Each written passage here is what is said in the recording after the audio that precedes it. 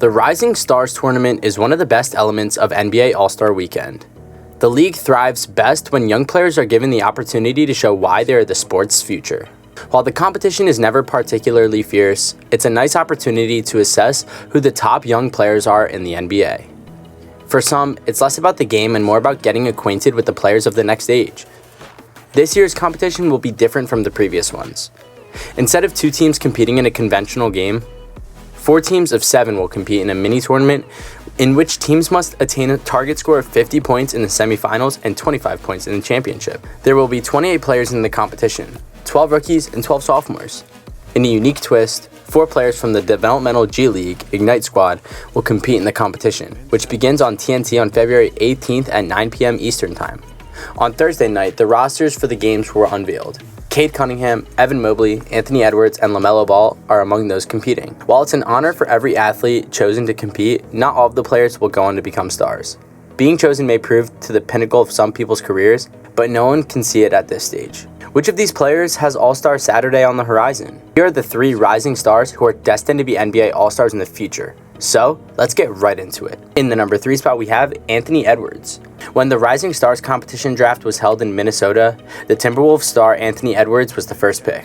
It's not the first time he's been chosen first overall in a draft. He was also the first overall choice in the 2020 NBA draft, which drew considerable criticism for those who considered LaMelo Ball as greater potential. Edwards' intentions to be the league's face appear to be realistic 2 years later. Edwards has been even better in 2022 after being nominated to the All-Rookie First Team last year. This season, he's averaging 21.9 points, 4.9 rebounds, 3.6 assists per game. He's also improved his three-point shooting, now shooting 35.7% from beyond the arc. Chris Finch believes in Edwards' ability to play a lot of minutes and carry a huge load for the club. His 34.8 minutes per game are good for 16th in the NBA. As a rookie, he finished in the top 20 in total minutes and is on course to do it again as a sophomore. Edwards also has made gains on defense, becoming one of the league's finest pocket pickers.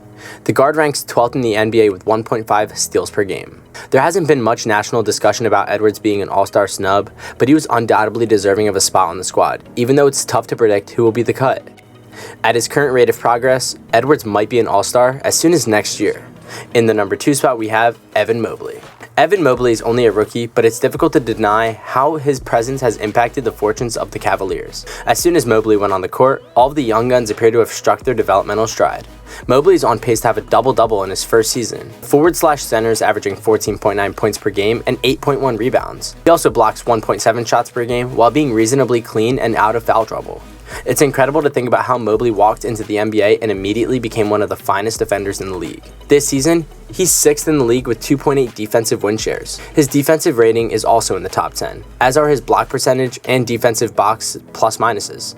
This is a player who will shortly be competing for the Defensive Player of the Year award. Mobley may soon be able to better space the floor as well. In college, the 7-footer made 30% of his three-point attempts, but that number has dropped to 28.6 as a rookie. He's attempting at least 1 3-pointer each game, and the mechanics indicate that he'll be at least average, if not better, in time. This season, the Cavs' progress cannot be overlooked. They're on the verge of being good for the first time since LeBron days, and the big man duo of Mobley and Jared Allen is a huge reason why. It was easy to mock the idea of constructing a structure around 2 large men, but the Cavaliers appear to have nailed it. Mobley is quickly establishing himself as one of the game's greatest defensive big men.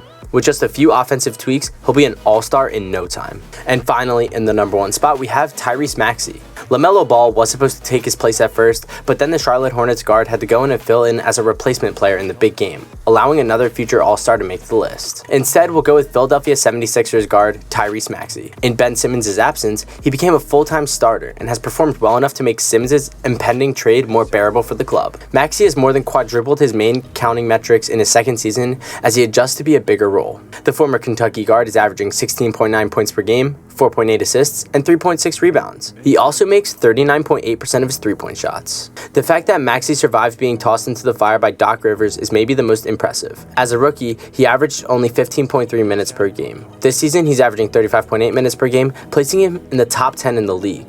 The guard has also managed to keep errors to a minimum. Despite his expanded importance, his turnovers per game haven't grown significantly, and his 7.5 turnover percent ranks among the top in the NBA. Maxey's worth to the Sixers is undeniable. So far this season, just 2 players in the club have more than 4 win shares.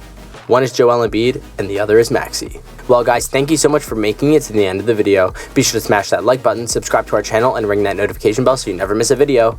I'll see you guys next time and have a great day. Peace.